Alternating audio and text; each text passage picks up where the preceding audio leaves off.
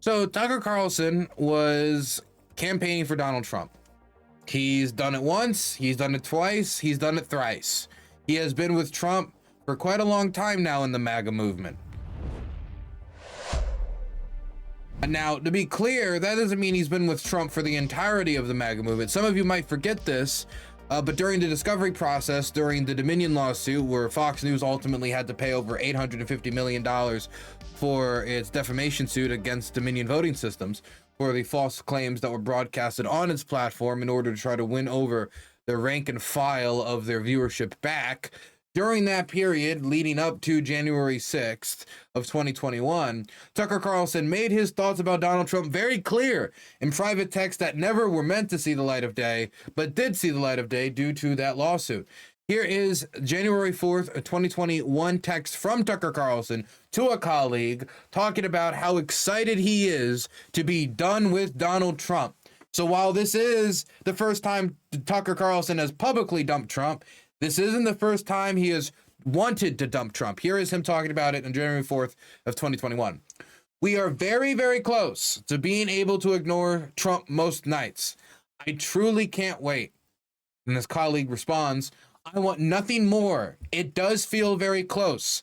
I imagine things will get nice starting around mid-February. Mind you, this is 2 days before January 6th.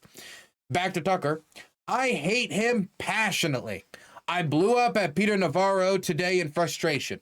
I actually like Peter, but I can't handle much more of this. See, this was through the entirety of Trump denying the election results, dragging through court case after court case where his case would either, be thrown out because of a lack of merits or just get completely laughed at just due to its lack of standing. Rudy Giuliani's failed plan after failed plan, the fake electors kerfluffle that would eventually be amended by our legislature to make clear that that was not a valid pathway to the White House. But at the time, that reformation had not been done by the legislature, by a bipartisan legislator, mind you. There was agreement amongst Democrats and Republicans that it had to be reformed. But during that period, where Trump was throwing a fit, where Trump could not accept his defeat, where Trump was looking for any other way he could to try to claw onto power. At this moment, Trump said, I want to keep going. And Tucker said, I want to be done with him.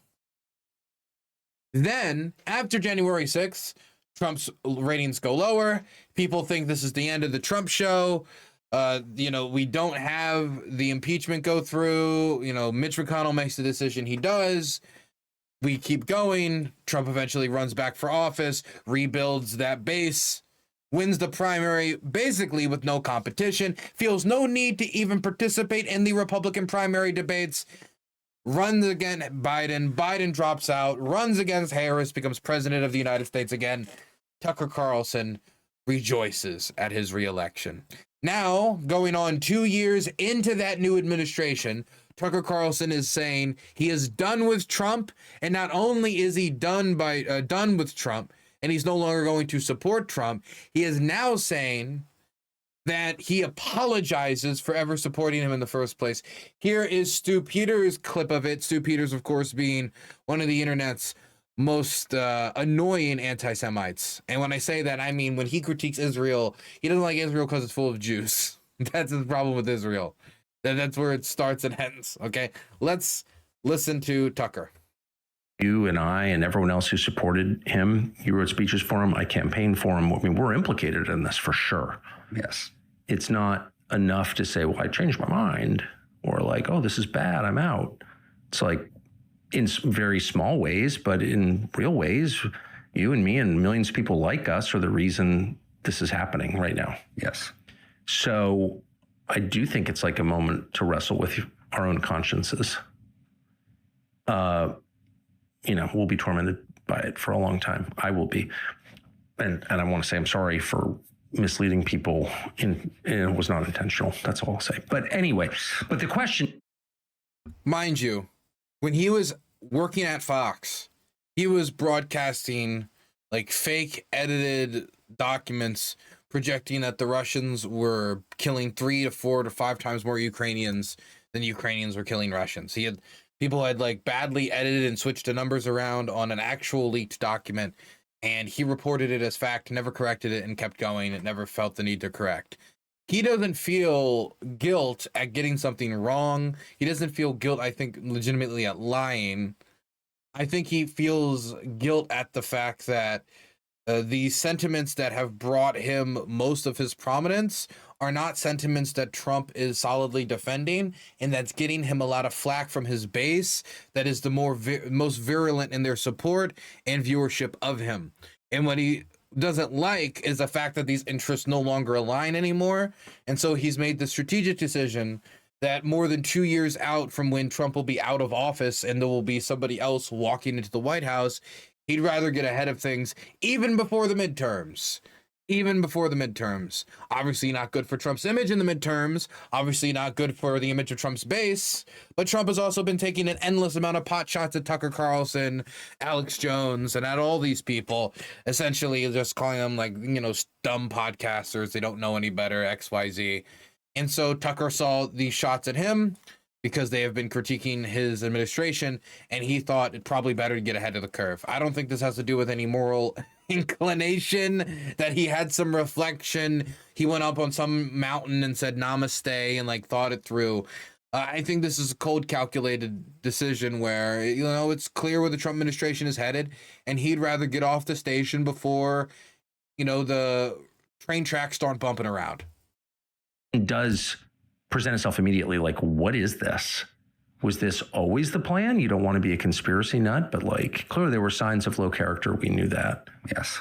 But it didn't. There are tons of people of low character who outperform their character. It doesn't have to be sort of the norm, actually, these days. I would say I've outperformed my character a lot. I don't have especially high character, right? But you try your best. But what was this? Was this always the plan? Looking back after the last year and a half, it seems like it kind of was. And it's easy. Well, you could get really deep about it and say, what was Butler? How was it that and Ryan Ruth? I mean, he was subject to 2 legitimate assassination attempts. Have we ever gotten to the bottom? I know you've talked a lot about this, but have we ever gotten to the bottom of that? Talked a lot. What percentage of Tucker's show is just we really should ask questions about this. Did we ever get to the bottom of Google? Google is available. Most of the things that they say, hey, have we ever gotten to the bottom of X, Y, and Z? There's usually publicly available answers to that. It's just easier to ask questions and have the audience pondering it than it is to just look it up, find the answer, and find out it's not nearly as spooky as it would have looked at from a distance. The president of the United States did have 2 legitimate assassination attempts against him. And it seems that he is perfectly fine. He got away with it. He never got hurt. And president of the United States is going to be perfectly fine. So we have an idea of the characters and the profiles that did this. What exactly motivated them? You can maybe try to figure out the psychologies of these profiles. What do you say? Get to the bottom of it. What is there to get to the bottom of? Because that assumes that there is a hole under a rock that we have yet to uncover. But then they don't point at the rock.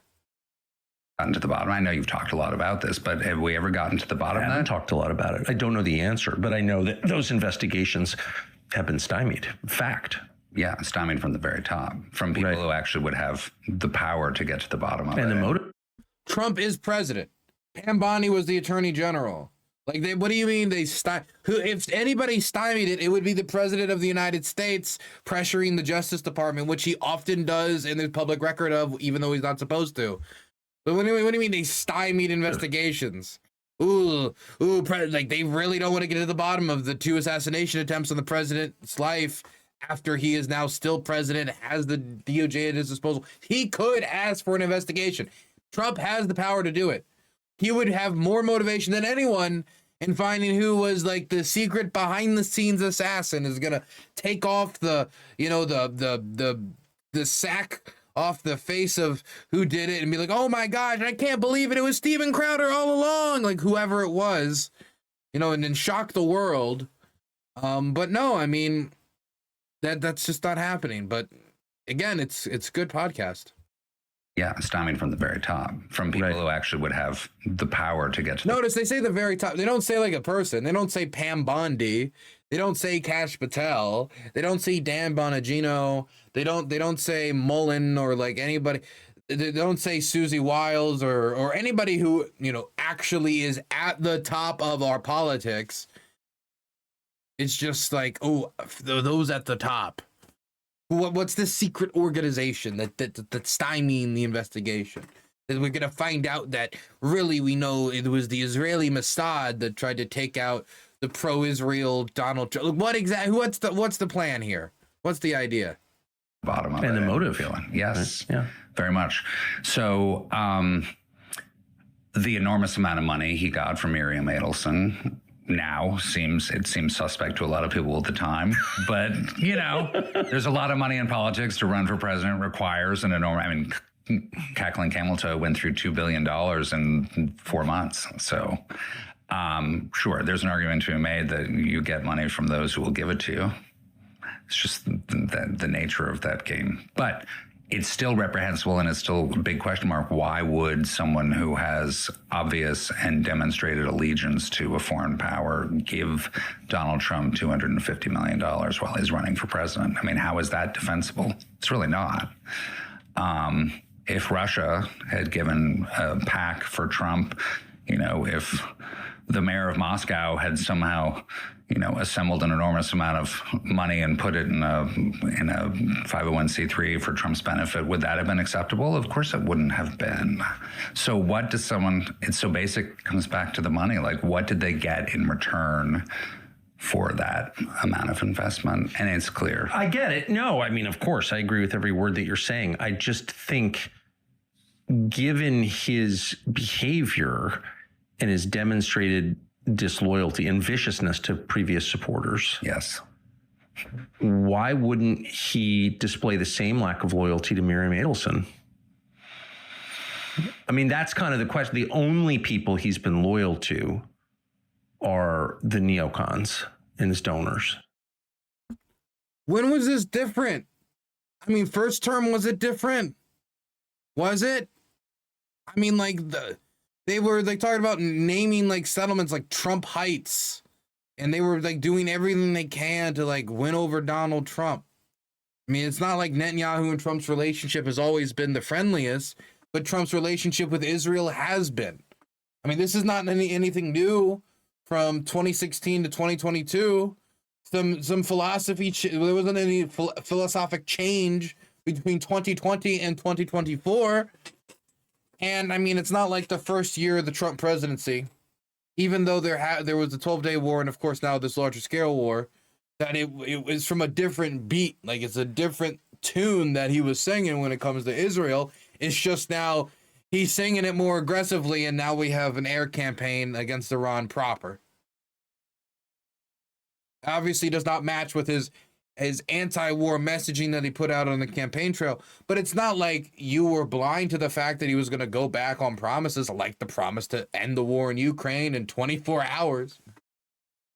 So, I mean, I don't think he has any room to be like, oh, my conscience, I didn't know. I had no clue. If there was only someone who could have told me that so much of the Israel lobby had given money to Donald Trump, if there was only someone who could have told me that Donald Trump had been a consistent supporter of Israel, if there's only someone that could have told me that Trump chose Mike Huckabee to be the ambassador to Israel. I mean, come on. And then I'm supposed to sit here and be like, well, Tucker couldn't have known. Tucker couldn't have had no idea. This is simply the information snuck up on Tucker, and now he's having an internal dilemma. The conscience of Tucker is being molded by the real fire and passion of the Palestinian left. Soon we will see him marching on the street, calling for anti-interventionism, fighting for the Republic. Hell, Medicare for all. We will see him marching for trans. No, get out of here. Look, no, dude. Tucker doesn't like Israel. That's it. I've seen a lot of people try to conclude more of this, that Tucker has seen the error of his ways. No. Tucker is changing. No. Tucker is leaving MAGA. I mean, he's leaving the Trump cult, but he's not leaving the rest of the values that were embedded that got him there in the first place. He's not leaving the conspiracism that got him here. He's not like he's come out and said, you know what, maybe Barack Obama doesn't smoke crack and then suck dick. You know, I haven't seen any general change in temperament. He is still on with people like Dugan, which we'll get into in a second, but I've seen some reactions to this as if Tucker Carlson has seen the light. Here is Cenk Uyghur's reaction, a Justice Democrat co-founder and CEO and founder of the Young Turks Network. Everyone rejecting Tucker Carlson's apology for backing Trump. What the F else do you want? If you don't think it's good enough that he rejected Trump and joined anti-war, anti-genocide side, you're a bit of an asshole. You don't speak for any of us who'd like to end the war. He then went on to elaborate on his intellectual vigor about 9 hours later, putting out a deeper post saying, I'm a little disgusted by the lack of grace some people on our side are showing people like Tucker Carlson for not only opposing Trump, but for apologizing for supporting him. They definitely don't speak for Muslim Americans who are grateful for our new allies. Cenk does? The Humanity Tucker, Representative Marjorie Taylor Greene, Representative Thomas Massie, and others have shown as they fought to help children in Gaza and to stop this war and to stop Israel's genocide has been amazing and appreciated. If some pundits on the left demand we condemn people who have shown millions of our fellow Americans on the right that we deserve compassion to, my answer is a firm no. Maybe some elite liberals have enough privilege to have the genocide and the wars on Gaza, Lebanon, and Iran as lower priorities for themselves, but we don't have that luxury.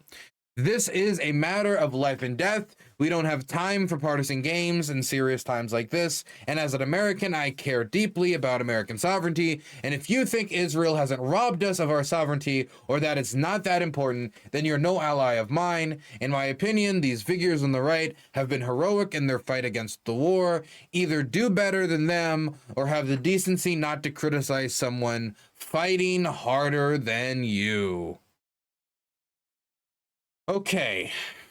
Tucker Carlson recorded like 3 minutes out of a podcast where he said that, you know, he probably shouldn't have supported Trump, and he's sorry that he did. That's not fighting hard. That is one sentence. One sentence isn't necessarily fighting hard. He recorded a part of a podcast, okay? If he took that to be a wider initiative to make sure that nobody supported those who were in favor of the war come in 2028, and he was thinking of like doing X, Y, and Z and doing that and this, I'd be like, okay, but he isn't fighting harder than everybody else because he said one sentence. He isn't fighting harder than everybody else against the people who brought about this war because after helping that person get elected time and time again, he has now come out and said, oopsies, okay? That doesn't mean he's fighting harder than anyone. It means he said something that is viral and has gotten attention, has gotten more eyes on his programming, and as the president of the United States has started trying to humiliate him on the internet, if you go read the type of post that Donald Trump is making about Tucker Carlson, at that point, he shifted. Thinking that the shifts necessarily only came from internal dynamics or that it only came from morality, that it wasn't at all cynical or motivated by Trump's attacks on him. I mean, none of these things are particularly clear. None of these things are have been particularly thoroughly discussed or explored by Cenk. We don't need to come out and say Tucker Carlson is this new Tucker Carlson still holds repulsive beliefs, okay? He's anti-war in one place and doesn't care to do anything to stop a different war. When it comes to the Russian invasion of Ukraine, he will bring on Russian propagandists who are the biggest proponents of the war to talk about the war unchallenged, to talk about Ukraine as essentially only an enemy, to completely ignore the Ukrainian perspective and to promote the material that the Russian government uses to justify its invasion with no pushback, and to become directly a tool of the Russian government's war machine by going to Moscow, getting interviewed by, interviewing Putin, letting Putin like drag him around essentially. Even though Putin might not have made the most convincing speech as he gotten involved in all of his historical mumbo jumbo, that doesn't change the dynamics of what Tucker Carlson tried to do, sniffing plastic and saying, "Isn't this bread fantastic?" That is something Tucker did and you can't move away from. So we can acknowledge that and acknowledge that his position on this war and on Trump has changed as the dynamics have changed. It's not like the war got a little bit more brutal and then Tucker Carlson changed. I mean, what was the impetus for Tucker Carlson changing his mind? What was the impetus? Was it when there was the most casualties in Gaza? Was it after the worst war crime report came out about abuses by Israeli soldiers? Was it after he saw, like, there was a report about the price tag and how much this was costing American taxpayers? No, it was after Donald Trump had come out and critiqued him, and in the same period that the ceasefire has now been extended indefinitely. So I don't think it was the brutality of the war in Gaza, or necessarily maybe even the brutality against Iran or the schoolgirls in the smashed school. I really do think that it was a much more cynical calculation and him essentially trying to choose the winning team 2.5 years in advance. And that doesn't mean that when he critiques the war, you stop him, but that also doesn't mean that you have to fundamentally reevaluate who Tucker Carlson is as a person, because he hasn't changed, and he certainly is an anti-war if he's going to be bringing people on like Alexander Dugin and treating him like, he's a Sesame Street host with the level of pressure that you're giving him in an interview.